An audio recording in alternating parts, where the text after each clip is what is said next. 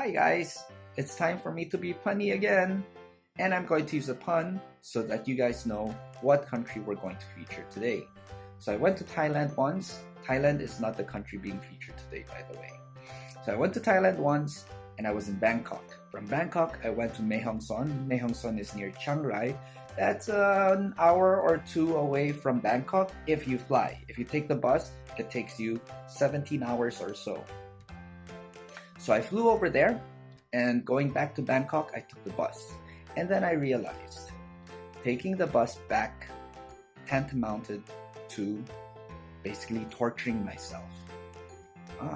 Taking the bus back tantamounts to torturing myself. Bus back tantamounts. That reminds me, I need to film today's episode. So I'll see you guys later. But remember, sometimes if you take the bus back, it tantamounts to torturing yourself. Alright, I'll see you later.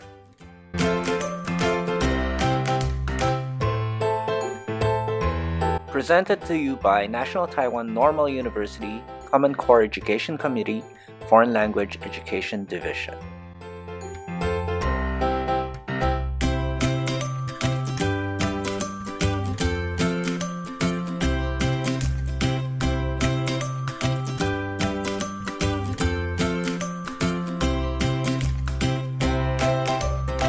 Hello everyone, and welcome once again to Around the World on 8 Plates. So, which country are we featuring today? Well, I'll give you 3 clues later. But for now, let me tell you that today we're going to cook plov. What is plov? Where is it from? Here are 3 clues for you. Okay, let's start with clue number 1. If you're looking for tourist sites in the capital city of this country, you can just take the metro and you will be amazed by how beautiful the metro stations are. The architecture of the metro stations in the capital city of this country is one of the most beautiful in the world. Each metro station is completely unique. The architectural and artistic decoration of each station reflects its name. For example, one of the metro stations is called Cosmonaut Butler. And as you can see from the name, it's dedicated to the cosmonauts such as Yuri Gagarin and Valentina Tereshkova. And just like the cosmonauts here, the design and the color scheme of this metro station are just out of this world. Another famous metro station is Gafor Galun, and it was named after a poet, a writer, and translator. Well, when you go there, try to look for all the decorations that are made of marble, granite, metal, glass, and ceramics. Another metro station named after a writer is Alisher Navoy. Just like all metro stations in the capital of today's country, catching the train takes you on 2 journeys. One to your destination, and another on a trip through centuries of heritage, art, and culture. Where else can the M that usually stands for metro also mean experiencing what a museum feels like?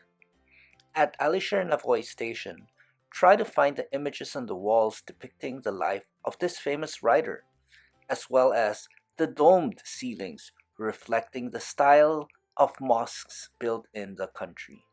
Apart from the aforementioned 3 metro stations, there are many other beautiful stations in the capital city of today's featured country. For example, there's Mustaqilik with its chandeliers, and Pakator, where you can see murals showing off the importance of cotton picking in the country being featured today, and Beruni, with its ceiling and high-tech design. So, whatever your taste is, I'm sure you will find a metro station that fits what you like. Now, here's clue number 2. The country being featured today is one of 2 doubly landlocked countries. Being doubly landlocked means that you are surrounded by countries that are themselves landlocked. Well, another way to put it is that, you have to cross 2 countries before you can reach water connected to the oceans. On the one hand, there are advantages to being landlocked. First, Because your borders don't touch the ocean, you have natural shelter from harsh weather. Second, you are, most of the time, safe from sea invasions. And because of that, your country's government doesn't need to spend money on having a navy. However, the disadvantages outweigh the advantages. First, landlocked countries need to spend more money on roads and airports in order to access the ocean. Second, they don't have access to the resources found in the ocean. Third, a lot of their goods are imported or delivered to them via other countries. Number 4, they are over-reliant on other countries because in order to access the ocean, they need to pay the other countries. Finally, if their neighboring countries gang up on them, they have nowhere to go. Well, the good news is, if you do decide to visit the country being featured today, at least you can say that you have been to a doubly landlocked country. Now let's go to clue number 3. Clue number 3 is a song, and here we go. Now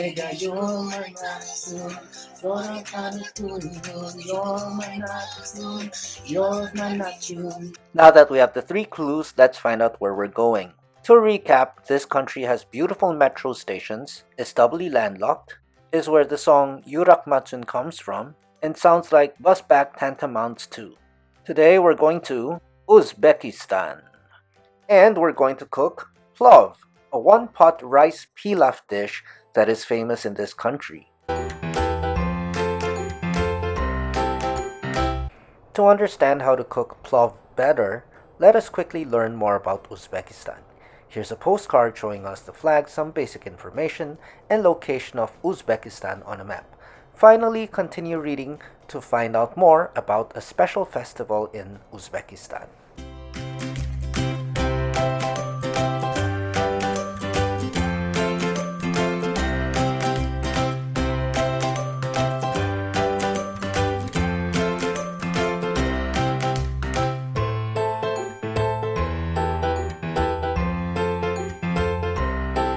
Before heading on to the recipe, let's go through the list of ingredients. Please note that this list of ingredients is good for 6 people. Alright, so these are the things you need. 3 to 5 bay leaves, salt, 2 large onions, a large carrot, half a cup of olive oil, a whole bulb of garlic, 3 cups of long grain rice, cumin, black pepper, and lamb or beef, half a kilo. Step 1. Prepare the vegetables. First you need some carrots, julienne the carrots. Then you need onions, red and white onions. If you don't have red or white, you can use only red or only white. Then you need a bulb of garlic. Next, prepare the meat. Make sure that the meat is chopped in 1-inch cubes, and you can use beef or lamb. Next, in a hot pan, add the meat. Make sure that there is bone in the meat, and make sure that you brown both sides of the meat. Now let's let the meat sizzle. Again, make sure both sides of the meat are brown before going on to the next step. When the meat is brown, add the carrots and the onions. Mix and cook until the onions are translucent and the carrots are tender. When the carrots and onions are ready, add some rice and bay leaves. You can add around 3 to 5 bay leaves, and today we're using 3 cups of uncooked rice. Mix and stir fry for around 5 minutes. Then add 1 whole bulb of garlic. After that, it's time for you to add the water. When you add the water, please make sure that you use hot water. You will need to use the water to cover both the rice and the meat. Now it's time for you to season with salt, black pepper, and some cumin. Make sure that you mix everything. Now mix everything together. After that, cover it with a glass lid or glass cover and turn the heat down low and cook for 30 to 50 minutes or until the rice becomes soft. And there you are, Uzbek plov or one-pot rice pilaf. In case you need it, here is a written recipe for Uzbek plov. Feel free to share in the comments how your Uzbek plov turned out. I know during this pandemic it's difficult and dangerous to travel abroad. Fortunately, we can taste a bit of Uzbekistan right in the comfort of our own home. If you enjoy my content, please like and subscribe to get weekly video recipes. Anyway, enough talking. Here is a written recipe.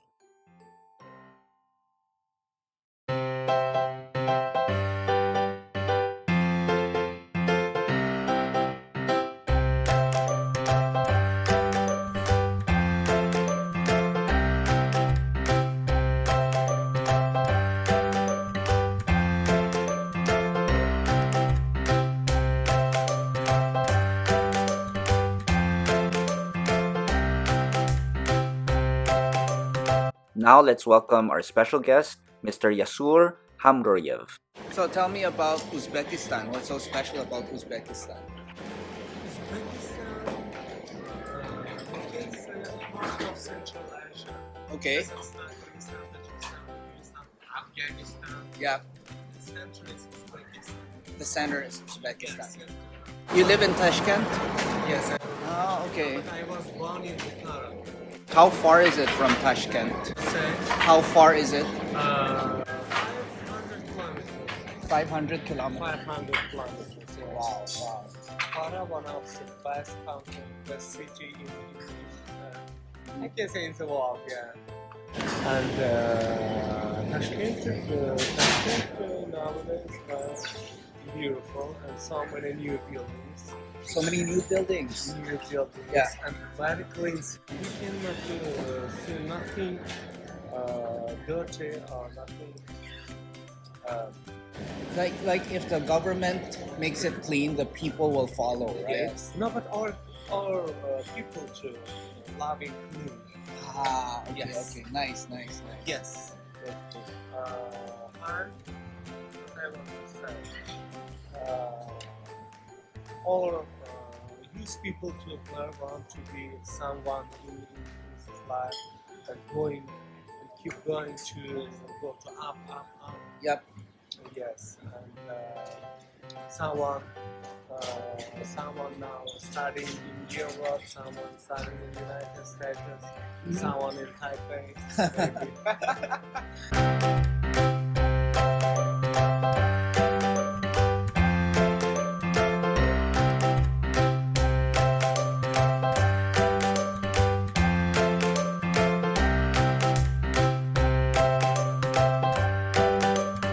Today we're going to do TOEIC Reading Part 2. Directions. Read the texts that follow.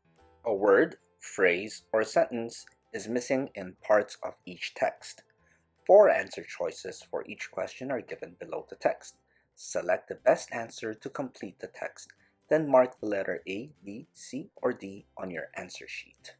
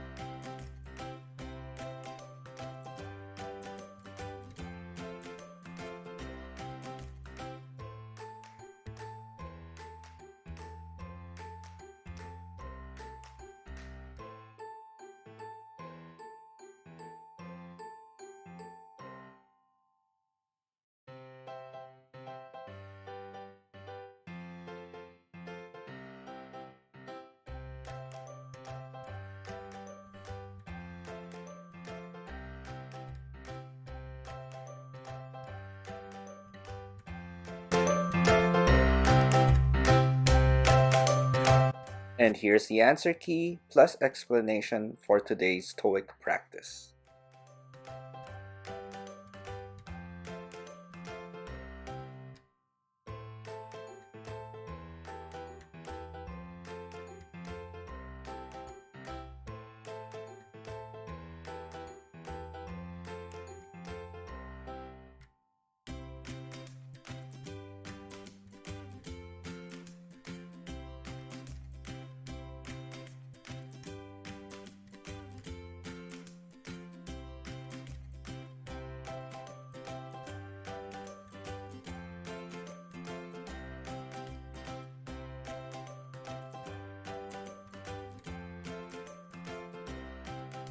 Bye.